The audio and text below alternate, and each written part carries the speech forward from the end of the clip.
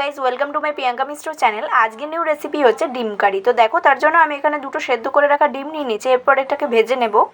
এটা গরম হয়ে গেলে দিয়ে দেবো স্লাইড মতো তেল। এরপর বন্ধুরা, ডিমগুলো ভাজার জন্য দিয়ে দেবো 1 টিস্পুন হলুদ, দিয়ে দেবো 1 টিস্পুন লঙ্কার গুঁড়ো, দেবো 1 টিস্পুন নুন,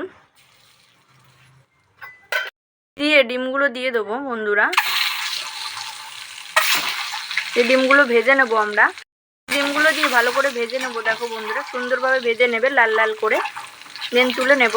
এই দেখো বন্ধুরা, ডিমটা আমি তুলে নিলাম ভাজার পর। ডিমটা তুলে নেওয়ার পর ওই তেলের মধ্যে দিয়ে দেবো পেঁয়াজ কুচিগুলো,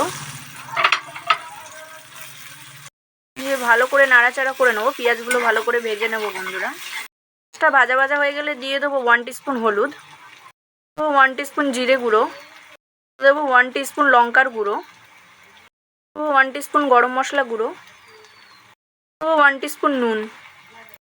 বন্ধুরা, মশলাগুলো ভালো করে কষিয়ে নেব, দেখতেই পাচ্ছ সুন্দরভাবে। পরে দিয়ে দেবো পেঁয়াজ বাটা, দেবো 1 টিস্পুন আদা বাটা, 1 টিস্পুন রসুন বাটা।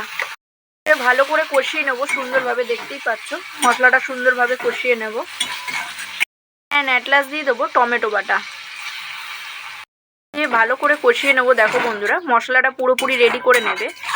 মশলাটায় তেল ছাড়লে আমি তোমাদেরকে দেখাই। দেখো বন্ধুরা, মশলা দিয়ে প্রায় তেল ছেড়েই দিয়েছে। এরপর আমরা দিয়ে দেবো 1 টিস্পুন ঘি, অ্যাট লাস্ট দিয়ে দেবো 1 টিস্পুন চিনি। মশলা দিয়ে তেল ছেড়ে দিলে দিয়ে দেবো ডিমগুলো। মশলাটা ভালো করে কষিয়ে নিচ্ছি। দেখো বন্ধুরা, কত সুন্দর লাগছে। দেন এবার হালকা জল দিয়ে দেবো স্লাইড মতো। হালকা স্লাইড জল দিয়ে দিলাম মশলাটা কষানোর পর।